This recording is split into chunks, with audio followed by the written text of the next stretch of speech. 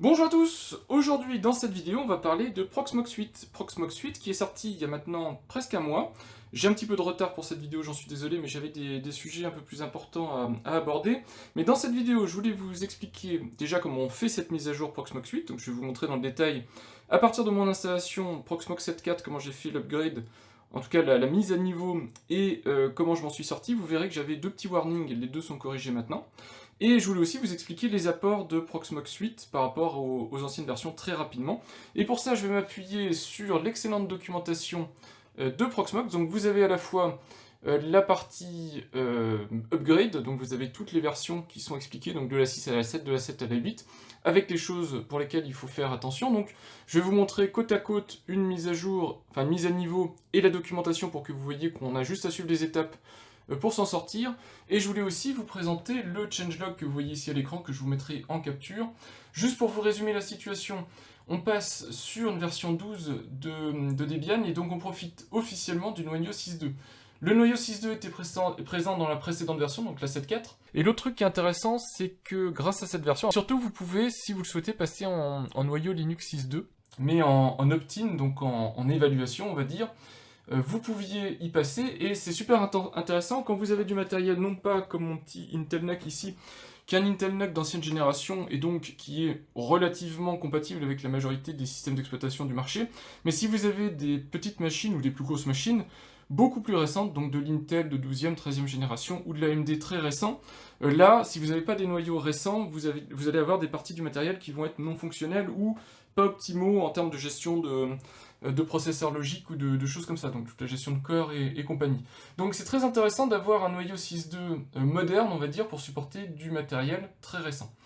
Les mises à jour qui sont essentielles évidemment, puisque Proxmox c'est avant tout, enfin c'est comme ça que je le vois, mais c'est avant tout un frontal à des outillages qui existent déjà sur le marché, donc vous avez du QEMU, du LXC et du ZFS, donc tout ça a été remis à jour sur des versions plus récentes. Support d'un nouveau type de CPU, je vous le montrerai, donc qui remplace le type de CPU historique qu'il y avait dans Proxmox jusqu'à présent. Ceph Quincy qui est maintenant disponible, mais ça si vous utilisez Ceph, si vous ne savez pas ce que c'est Ceph, c'est que probablement vous n'en avez pas besoin. Quelques petites choses autour de la sécurité réseau, sécurité des jobs, sécurité des utilisateurs. Vous pouvez par exemple bloquer des utilisateurs qui s'authentifient de manière incorrecte au bout d'un certain nombre de mauvaises authentifications. Et surtout, la meilleure gestion du mapping de périphériques PCI Express et USB. Je vous avais fait une petite vidéo dédiée que je vous remettrai là-haut sur le partage de matériel USB quand vous le faites à la main, mais vous avez aussi la possibilité de le faire dans l'interface graphique et surtout de partager ces ressources dans un cluster, donc entre machines virtuelles par exemple, et donc des petites améliorations sur ce niveau-là. Et vous avez la roadmap complète, donc si vous êtes intéressé par les nouveautés, vous pourrez consulter la roadmap Proxmox et puis éventuellement l'influencer en rentrant vos propres suggestions et contribuer peut-être à l'amélioration du produit. En tout cas, nous, on va faire la mise à jour donc, de Proxmox en Proxmox 8. Vous voyez que je l'ai déjà faite, donc quelque part, je reviens dans le passé pour vous montrer ça. C'est parfaitement fonctionnel, j'ai démarré ma machine virtuelle, aucun souci, mais faites très attention, si vous êtes dans des situations particulières, vous avez du Proxmox Backup Server, donc du PBS ou du Ceph, faites très attention, regardez bien si vous respectez les critères de mise à jour, surtout si vous hébergez par exemple votre backup serveur sur la même machine que Proxmox. Où là, il y a des petits soucis de mise à niveau, il faut le faire dans le bon ordre et de manière correcte, sinon vous pouvez vous bloquer en fait au niveau de l'infrastructure Proxmox. Donc voilà, je me lance tout de suite dans la mise à jour, vous verrez, c'est pas très compliqué et puis ça va relativement vite si on prend les précautions nécessaires pour bien le faire. Donc je vais faire ici la mise à jour, mise à niveau si je devais utiliser les bons termes, de cette machine qui est sous Proxmox, qui est mon petit Intel NUC que vous avez vu. C'est une machine qui n'est pas en production, je dirais, c'est une machine d'expérimentation. Donc si jamais je venais à m'y prendre mal, c'est pas très grave. Bon, ça me ferait perdre énormément de temps, mais dans l'ensemble, j'ai sauvegardé ce que j'ai besoin de sauvegarder, et c'est une machine que je peux réinstaller, c'est pas trop grave. Mais vous, si vous fonctionnez avec une ou plusieurs plateformes, puisque vous pouvez avoir un centre de données avec plusieurs nœuds Proxmox. Alors, chez un particulier, c'est assez peu courant, mais bon, si vous avez du matériel de récupération, que vous jouez un petit peu avec Proxmox, ou que vous voulez avoir un petit peu de redondance, pourquoi pas. Dans ce cas-là, il faudrait être plus précis en termes de sauvegarde de cluster, et aussi, évidemment, balancer les images ici, enfin les machines virtuelles que vous avez sur l'autre nœud ou les autres nœuds, le temps où vous exécutez la mise à niveau de Proxmox. Concernant la procédure exacte, moi je peux que vous conseiller d'aller vous référer à la Bible entre guillemets dans ce type de situation, c'est évidemment la page de documentation de Proxmox. Vous pouvez aussi consulter d'autres contenus, d'autres personnes qui ont fait les mises à jour, mais normalement Proxmox a une assez bonne vision de toutes les remontées en termes de bugs et tout ça, donc ils vont vous expliquer dans le détail. Alors en anglais bien sûr, vous pourrez traduire la page si vous ne vous en sortez pas, mais vous aurez la liste des étapes, des actions étape par étape, pour mettre à niveau Proxmox, pour être sûr de ne pas rater quelque chose et de ne pas casser votre installation. Et en plus, vous aurez à la fin de ce petit guide, que je vous mettrai de toute façon en lien de vidéo, les informations générales sur les bugs connus ou les changements fonctionnels connus qui peuvent poser des problèmes après mise à jour. Alors, en quoi ça consiste cette mise à jour? On passe quand même d'une Debian 11 avec Proxmox 7 à une Debian 12 avec Proxmox 8. Donc il y a des changements, en particulier, il y en a un qui est notable sur la partie gestion de réseau. Et donc si jamais vous notez des différences de comportement, bah ici normalement vous avez déjà eu, donc dans la partie non-upgrade issues, quelques petites informations autour de tout ça. Donc en particulier le nom des interfaces réseau qui change et quelques petites autres choses autour de la partie network. Donc consultez bien tout ça avant, surtout si vous avez une plateforme un peu critique, parce que c'est pas une fois que vous aurez fait la mise à niveau qu'il faudra se rendre compte que quelque chose ne va pas. Alors les étapes, je pourrais ici vous les indiquer, mais en fait on va les exécuter une par une, donc ça va aller plus vite que je vous les montre en direct. Vous avez aussi quelques informations, si jamais vous faites une nouvelle installation, vous pouvez même faire du backup restore, donc vous pouvez sauvegarder votre installation Proxmox 7, faire une installation propre de la 8 et restaurer vos backups dessus. Donc c'est une possibilité qui vous est offerte aussi. Moi je vais faire ce qu'on appelle une in-place upgrade, c'est-à-dire que je vais conserver l'installation courante, je vais juste mettre à niveau mes paquets sur la nouvelle version de Debian, et Proxmox va se mettre à jour tout seul, entre guillemets. Puis c'est un système Linux, hein, ça supporte très très bien ce type de mise à jour. Alors, la première étape, en général, moi ce que je vous conseille, c'est de vérifier déjà que vous êtes à jour. Donc moi j'étais pas tout à fait à jour, j'avais une 7.4.14, donc un petit refresh ici, vous vérifiez qu'il n'y a pas de paquet en attente. Donc ici, c'est marqué pas de paquet en attente. Ce qui est dommage, c'est que vous n'avez pas une petite notification dans l'interface graphique de Proxmox pour vous dire qu'il y a une mise à jour en attente. Mise à jour majeure en attente, mais c'est pas très grave. Alors, quoi qu'il arrive au niveau de votre nœud Proxmox, vous avez un shell web. Quand vous faites une mise à jour traditionnelle, c'est pas très grave, vous pouvez vous connecter dessus, faire un apt update, apt upgrade, ça fonctionne bien. Ici, on va être sur des mises à jour critiques, donc on ne le fait pas dans ce type de terminal intégré dans un navigateur web.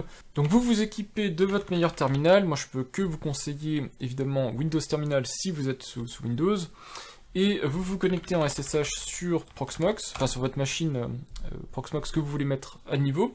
Moi je le fais comme ça, je peux le faire aussi avec VS Code, et je vous ai expliqué dans le détail comment on fait des connexions par certificat, donc au lieu de taper un mot de passe, c'est quand même beaucoup plus pratique. Donc on oublie tout ce qui est ici connexion via le navigateur web. Donc ce que je vais faire, c'est que je vais partager mon écran en deux, je vais zoomer un petit peu de ce côté-là, et je vais vous montrer vraiment qu'il suffit de suivre, enfin il suffit, il faut suivre étape par étape les documentations, les explications que vous fournit Proxmox. Donc on vous dit ici qu'on passe par une mise à jour par apt, donc il faut se familiariser avec apt.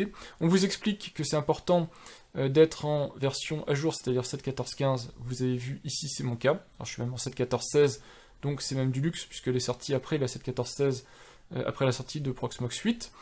Faites très attention si vous avez du Ceph et compagnie, donc du distribué.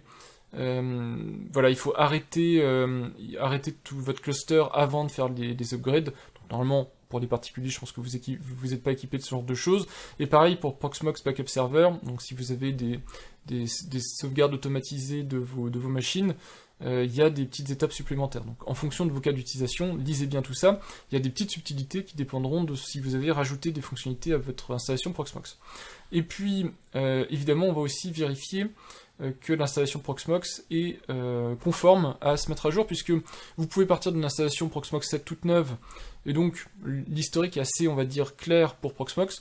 Par contre, si vous êtes si vous venez de vieilles versions de Proxmox, moi c'est mon cas, j'ai fait 6, 7, et là j'arrive à 8, Ça commence à dater, il y a pas mal de fichiers de config qui traînent, et donc vous avez ici la possibilité d'exécuter cette petite ligne de commande qui était déjà existante dans les précédentes versions, et qui va vous dire très rapidement s'il y a un souci ou pas. Donc vous voyez qu'il y a des warnings, j'ai un warning et une erreur. Donc l'erreur va m'empêcher de faire la mise à jour, puisqu'on voit ici Resolve Node IP 692.168.1.9 not configure or active port PVE.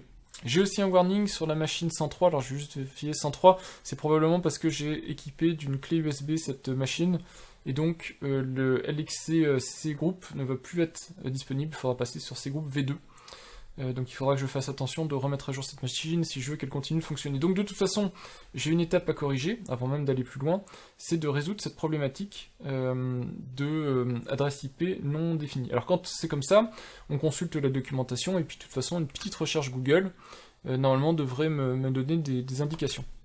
Alors effectivement, en regardant 2 secondes sur le forum de Proxmox, je suis tombé sur une personne qui n'avait pas le même problème que moi, mais ici je sais pas ce que j'ai fait, comme c'est une machine d'expérimentation, j'ai dû changer son adresse IP. Ici je suis dans mon range DHCP, or ma machine n'a pas cette adresse IP, ma machine a comme adresse IP, vous le voyez ici, 49, donc du coup il y a une erreur là. Donc je vais corriger ça, hop, j'enregistre. Et alors je pense que je peux le faire à chaud, je peux revérifier que tout va bien. Donc vous voyez que j'ai plus que le warning qui concerne ma machine ici JDOM, donc il faudra que je me rappelle de la corriger. En tout cas il n'y a pas de souci autre particulier. Alors si vous voulez, vous pouvez même vous payer le luxe de jouer la version full qui va vérifier tout dans le détail. Mais là vous voyez que ça ne change rien pour moi. Donc on est bon, tous les checks sont bons, et évidemment je pars du principe que j'ai fait toutes les sauvegardes nécessaires avant de lancer la mise à niveau.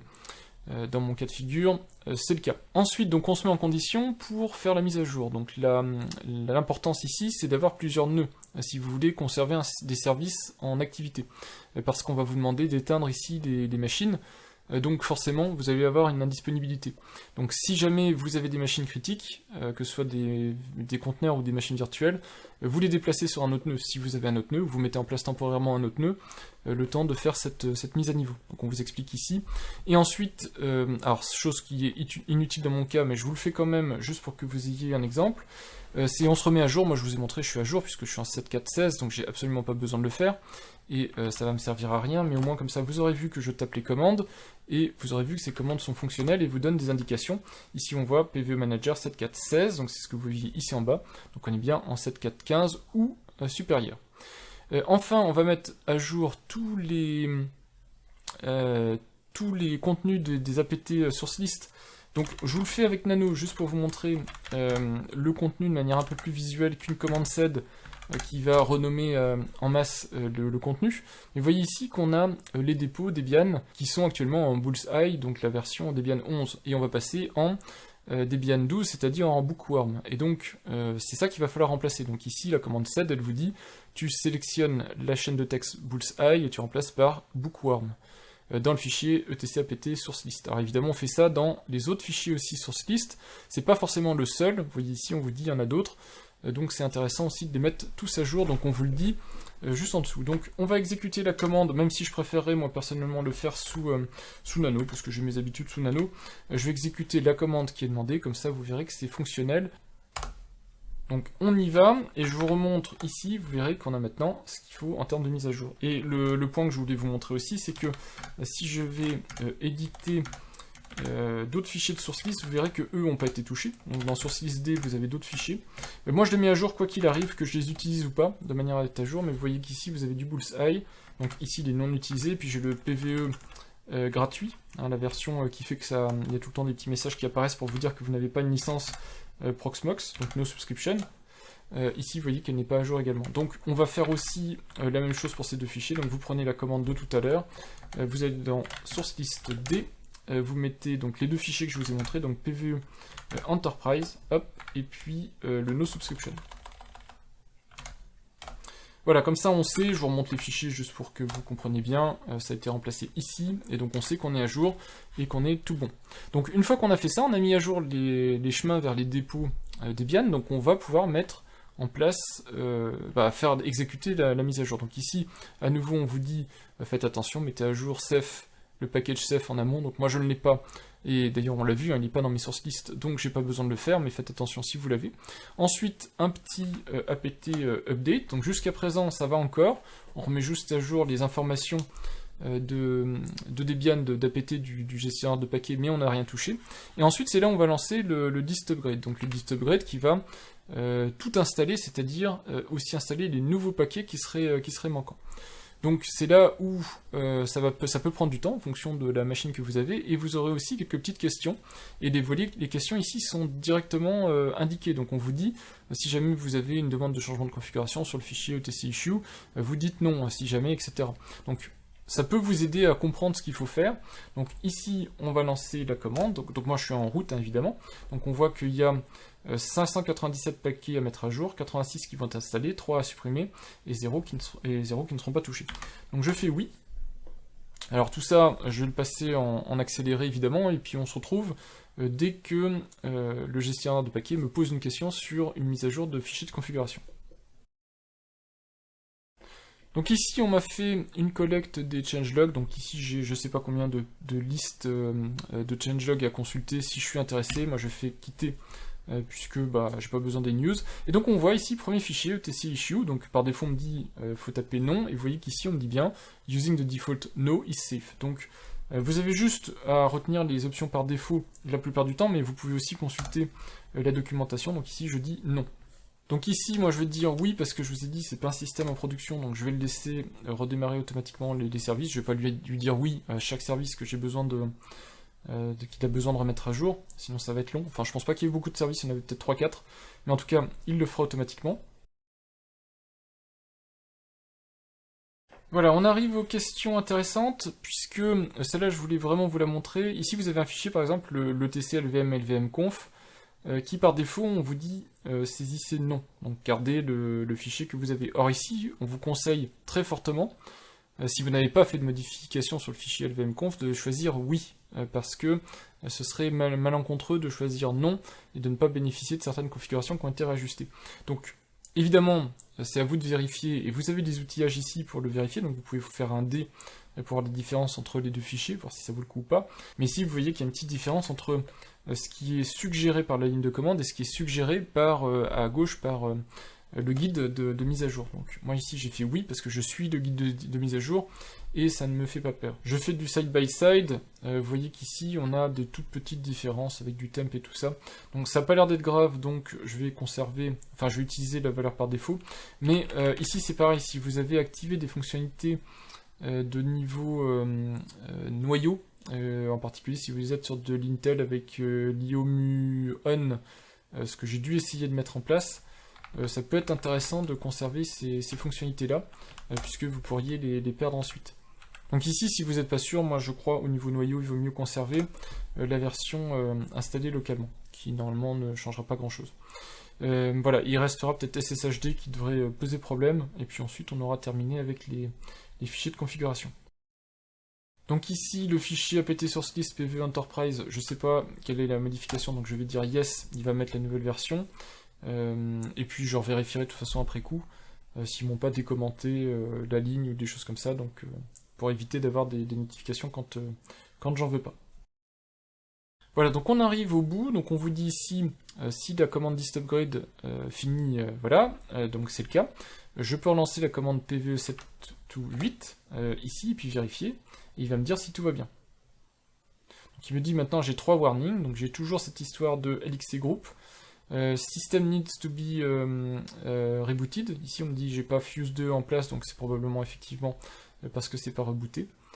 Et puis ici le kernel n'a pas été installé, kernel 6.2, donc il faut absolument rebooter. Donc je vais faire un reboot. Donc on attend quelques dizaines de secondes, minutes, en fonction de la puissance de votre machine. Malheureusement, je ne peux pas vous montrer l'écran de la machine qui reboot, puisque elle est en headless, c'est-à-dire que je n'ai pas j'ai juste un câble réseau et un câble d'alimentation dessus, c'est tout. C'est un serveur, hein, donc je ne peux pas vous en montrer plus, mais pendant que je vous parle, là, la machine est en train de rebooter. Donc je lance la commande SSH, comme ça le terminal se reconnectera dès que la machine sera disponible. Apparemment, là, la machine est disponible.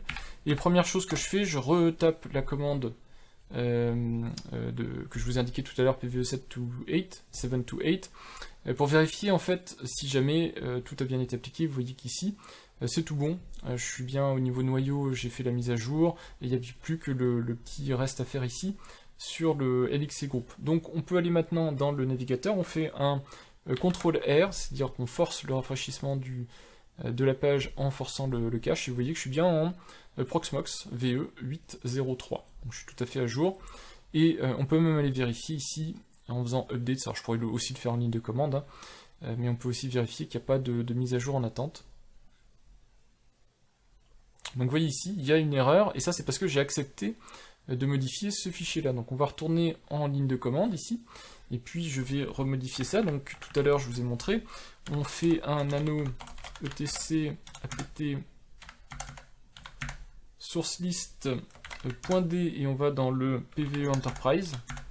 Voilà, et là à mon avis, voilà, il m'a décommenté le fichier. Alors moi je l'avais déjà mis à jour, donc en plus j'avais pas besoin de le faire, mais bon, je vous ai montré comment ça se passait.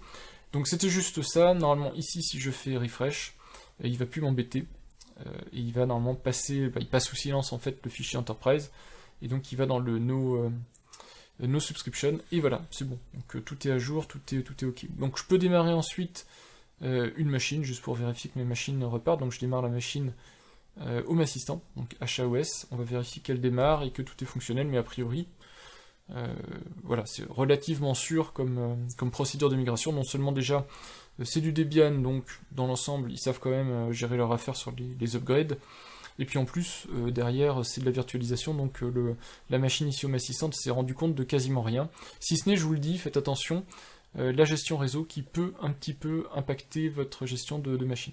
Donc là voilà, normalement j'ai ma machine qui est disponible ici, on voit ici Home Assistant local 8023.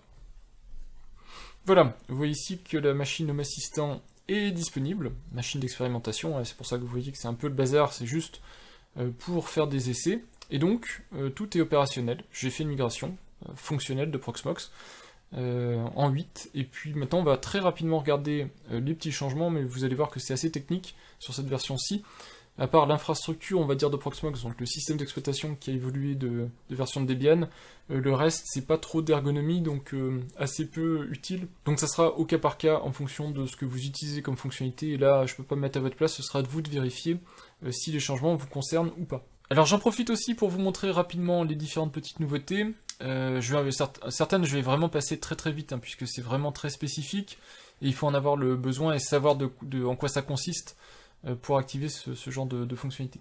Donc n'oubliez pas que depuis la version précédente, vous avez un thème sombre. Le thème sombre a été retravaillé pour Proxmox 8, donc normalement vous avez un thème sombre encore plus propre.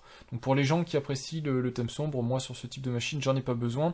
Je préfère conserver un thème clair.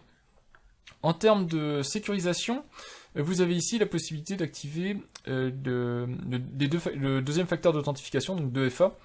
Vous pouvez ici, vous avez WebOSN, TOTP et d'autres clés éventuellement que vous pouvez avoir branchées sur la machine, donc très intéressant si vous voulez être sûr que personne ne se connecte à votre insu sur cette machine. Donc vous scannez ce genre de code dans une application de second facteur, donc vous avez par exemple Microsoft Authenticator, Google Authenticator, des trucs comme ça, et si jamais l'utilisateur en question fait de mauvaises connexions, donc ne saisit pas par exemple le bon second facteur d'authentification, vous pouvez bloquer le compte pour une durée définie, pour éviter justement que la machine soit compromise.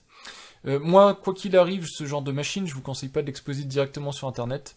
Au mieux, enfin au pire, derrière un reverse proxy très sécurisé, et sinon peut-être un tunnel VPN, quelque chose comme ça, mais jamais vraiment un accès direct web, je vous le conseille pas nécessairement, surtout si vous avez des serveurs très importants derrière.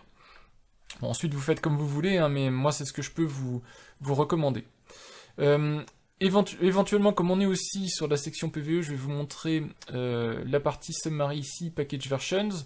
Vous avez la liste des dépendances qui ont été mises à jour, je vous l'ai dit rapidement en début de vidéo. Alors moi j'ai pas fait le ménage encore, donc vous voyez que j'ai encore les vieux kernels 5.15, mais en gros, Proxmox donc en 8.0.1, en noyau 6.2, donc le dernier noyau, qui est maintenant considéré comme plus stable qu'il ne l'était quand il était proposé avec les versions précédentes, et surtout assez compatible avec le matériel récent. Et puis ensuite vous avez toute la liste des packages qui viennent avec Proxmox. tout ce qui sert à faire fonctionner Proxmox, dont le nouveau QEMU 8, qui propose des petites subtilités intéressantes, en particulier sur la gestion des processeurs, je vais vous montrer dans un instant, et puis évidemment plein d'autres petits trucs ici, donc vous regardez si vous voulez avoir le détail de tout ce qui est embarqué avec Proxmox. Vous avez aussi la possibilité ici de gérer vos ressources réseau, et les ressources réseau, maintenant vous avez la possibilité de définir des permissions utilisateurs et groupes sur les ressources réseau que vous partagez. Donc ici, moi j'ai pas une machine qui me permet de faire beaucoup de choses, mais je pourrais limiter éventuellement pour un utilisateur donné des rôles, des VLAN sur mon interface réseau. Donc ça me permettrait d'être très précis sur quel utilisateur a accès à quel type de ressources au niveau réseau, donc c'est plutôt sympa. Je vous montre aussi donc création de machines virtuelles ici. Alors je vais faire très vite, mais je vais faire une machine Proxmox juste pour vous montrer la nouvelle installation en ligne de commande, enfin en interface texte. Je prends donc l'ISO Proxmox, et puis ça me permettra aussi de vous montrer quelque chose de nouveau. Donc là je passe très vite, hein, toutes ces choses-là qui évoluent assez peu, même si elles sont toujours aussi pratiques à utiliser.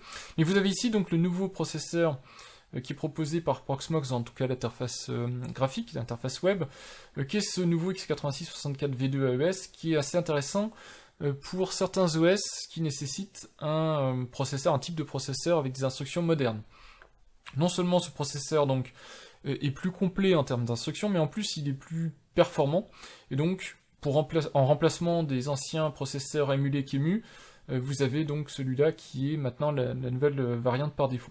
Vous avez toujours la possibilité d'avoir un processeur type host, donc là c'est les capacités de votre processeur qui est sur votre machine qui héberge Proxmox, et puis vous avez évidemment plein d'autres petites choses à tester, plus ou moins stables en fonction du type de système d'exploitation que vous installez. Donc ici j'y vais comme ça, et puis je vous montre juste l'installation Proxmox en mode texte, comme ça vous aurez vu vite fait comment ça se passe. Donc je démarre ici un Proxmox dans Proxmox, hein. Bon, en général c'est pas le genre de choses qu'on fait, et vous voyez qu'ici on a l'installation en mode console. Alors l'installation en mode console, à quoi elle sert? Vous allez voir dans un instant à quoi ça ressemble. C'est en fait un mode graphique émulé texte, donc ça vous permet d'avoir les mêmes capacités d'installation Debian et donc Proxmox qu'une variante avec une interface graphique, mais pour certaines machines, alors soit des machines très vieilles, soit des machines très récentes, vous pouvez avoir l'interface graphique d'installation qui crache à certains moments. Et donc là, ça vous permet assez facilement avec un clavier, voire parfois quand ça fonctionne, alors ici moi dans mon cas ça ne fonctionne pas, mais vous pouvez faire clavier-souris, vous pouvez donc faire une configuration on va dire assez quand même ergonomique, puisque ça reste relativement graphique, même si au final c'est une interface texte et donc beaucoup moins de chances de crasher. Pour les gens qui utilisent Ceph, vous avez directement maintenant dans l'interface graphique une version un peu plus évoluée de gestion de Ceph, donc vous faites install Ceph, ça ne l'installe pas tout de suite, hein, ça va vous demander si vous souhaitez l'installer, surtout comment vous voulez l'installer. Donc la version synchro avec PVE8C Quincy 17.2, donc que vous avez ici, et si vous n'avez pas de licence Proxmox, évidemment vous pouvez basculer d'une version Enterprise en une version No Subscription, ou éventuellement une version test si vous voulez évaluer certaines petites choses. Et puis la dernière chose que je voulais vous montrer, c'est quelque chose qui peut être très pratique pour ceux d'entre vous qui ont plusieurs nœuds PVE dans leur data center. Donc si par exemple, imaginons que vous avez 2 Intel NUC ou un serveur en Intel NUC, que vous avez dessus de la domotique, par exemple de la domotique, ça peut être d'autres capacités, hein, mais que pour des raisons de fiabilité, vous avez envie de pouvoir basculer des machines virtuelles d'un nœud à un autre. Vous avez un nœud qui peut tomber, ou vous faites de la maintenance dessus, vous voulez basculer votre machine, je sais pas, Home Assistant par exemple, sur un autre nœud. Dessus, vous pouvez avoir des clés USB qui sont connectées. En particulier, par exemple, si vous gérez votre réseau Z-Wave, votre réseau Zigbee, vous pouvez avoir des contrôleurs réseau installés en USB. Et en fait, ce qu'on fait habituellement, donc je vous le montre ici, c'est que vous faites ici un ajout de périphérique USB. Donc vous choisissez un périphérique USB qui est connecté sur la machine, donc là-dedans, ici en pass-through. Par exemple, cette clé qui est ici. Si vous vous rappelez, je vous ai fait une vidéo dédiée sur l'USB pass-through, donc je vous renvoie vers cette vidéo, mais en gros ici c'est ma clé Z-Wave que je peux directement assigner à cette machine. C'est déjà le cas, elle est faite ici. Mais ça c'est assez gênant, puisque en fait ça va être lié à la machine, donc quand vous la basculez, ce périphérique-là n'existera pas sur l'autre nœud, et donc ça va vous embêter. Ça ne vous permettra pas très facilement de basculer la machine d'un nœud à un autre nœud. Donc ce que vous pouvez faire maintenant, ce qui est beaucoup plus intéressant, c'est qu'au niveau data center, Vous avez le resource mapping ici, donc vous pouvez intervenir soit au niveau de périphérique PCI, PCI Express, soit au niveau de périphérique USB, donc ici on va le faire en USB. En USB, vous pouvez soit fournir un port USB, donc faire un pass-through de port USB, mais avec un niveau d'abstraction qui s'appelle le resource mapping, soit vous pouvez passer donc votre clé USB, et ici par exemple vous pouvez dire c'est ma clé IoTech Z-Stick, ici, et alors moi j'ai qu'un nœud donc je peux pas vous montrer dans le détail, mais vous pouvez assigner cette clé avec cet identifiant-ci à ce nœud PVE, et quand vous la branchez sur l'autre nœud, l'associer à l'autre nœud, donc disons PVE2, vous l'assignez aussi à PVE2. Comme ça, les deux nœuds de votre data center connaissent cette clé, et quand vous basculerez de machine, de nœud, alors évidemment, il y aura une intervention manuelle à faire de débrancher la clé, de la remettre sur l'autre nœud, mais ça c'est forcément du matériel physique, donc c'est compliqué de faire beaucoup plus simple. En tout cas, vous aurez juste à débrancher, rebrancher sur l'autre nœud la clé, et vous aurez juste également, ici, sur une machine virtuelle, à ajouter donc le périphérique USB, puisqu'ici je vous ai montré en périphérique USB, en mapped device, c'est le truc qui est nouveau ici, et vous mettez votre clé Z-Stick. Vous voyez qu'il n'y a plus de référence sur le matériel comme on avait ici, donc je vous remontre avec des données techniques. Ces données techniques qui sont d'ailleurs, si je vous remontre une console PVE ici, voilà, je fais un ls USB, puisqu'ici c'est l'USB qu'on veut regarder, donc vous voyez 0658200, c'est Sigma Design, c'est ma clé IoTech Z-Stick Gen 5+. Donc avant je vous avais montré qu'on pouvait faire comme ça, et bien c'est juste une variante qui permet d'abstraire ces identifiants techniques, puisqu'ils vont changer de machine en machine. Donc je vous remontre une dernière fois, vous faites add USB, donc plutôt que faire cette technique-là qui fonctionne toujours et que vous pouvez toujours faire, de toute façon, je vous conseille de le faire si vous avez qu'un seul nœud. Si vous avez plusieurs nœuds, vous faites comme ça, et ici vous avez un niveau d'abstraction qui vous permettra d'être sensible à la bascule de nœuds. Alors après ça, il y a d'autres petits trucs que je passe sous silence, en particulier tout ce qui est gestion d'utilisateurs dans le data center, en LDAP et compagnie. Ça, c'est vraiment des trucs qui sont très spécifiques, il faut vraiment avoir beaucoup d'utilisateurs pour que ça commence à avoir de l'intérêt. Voilà, plein de petites choses, hein. Il y a énormément de choses dans le changelog, je vous laisse regarder. Je vous ai montré ce qui est le plus notable et ce qui est, je pense, qui intéressera le plus de gens qui regarderont cette vidéo. Voilà en ce qui concerne la mise à jour de Proxmox, donc désolé vous l'avez avec un mois de retard, mais au moins vous voyez comment ça se fait. Normalement, il y a, j'imagine, certaines personnes qui n'auront même pas vu que Proxmox 8 est sorti, puisque il n'y a pas de petite notification quelque part sur l'interface graphique pour vous dire une nouvelle version est disponible, vous pouvez l'évaluer si vous voulez, voilà les nouveautés, etc. Il faut vraiment aller se renseigner, soit sur les réseaux sociaux autour de Proxmox, soit directement sur le site de Proxmox, pour voir les nouveautés qui sortent. C'est un petit peu dommage, surtout pour les mises à niveau, pour les mises à jour, c'est pas trop gênant, hein, vous avez directement intégré ici. Quand vous allez sur votre nœud, vous avez directement dans la partie Updates les paquets qui sont mis à jour, donc vous le voyez quand il y a une mise à jour mineure, donc une 7.3, une 7.4, etc. Mais par contre, si on parle de grosses mises à jour, je trouve ça dommage qu'il n'y ait pas une page plus accessible qui vous indique qu'il y a une mise à jour qui est disponible, et puis des étapes de mise à jour, pour que ça aide l'utilisateur en fait à aller directement sur les bonnes pages de documentation. Donc là, en particulier, je ne suis pas sur la bonne, mais sur les documentations de mise à jour pour vous expliquer tout ça, parce qu'ils ont quand même une base de ressources qui est importante, et tout est documenté, et surtout si vous voulez en savoir plus, alors c'est en anglais, mais vous avez aussi les vidéos publiées par Proxmox pour vous expliquer les nouveautés de chaque version avec, je le fais pas ici, puisqu'on est sur une nouvelle base Debian 12, vous avez aussi l'installeur Debian 12 qui est un tout petit peu différent, donc avec des nouveaux visuels sur la partie installation de Proxmox et tout ça. Donc c'est extrêmement bien fait, et donc n'hésitez pas à profiter de toutes les ressources que Proxmox vous met à disposition pour pouvoir faire vos mises à jour ou vos mises à niveau. Voilà, j'espère que cette vidéo sur Proxmox vous aura intéressé, puis je vous dis à bientôt pour de prochaines vidéos. Au revoir!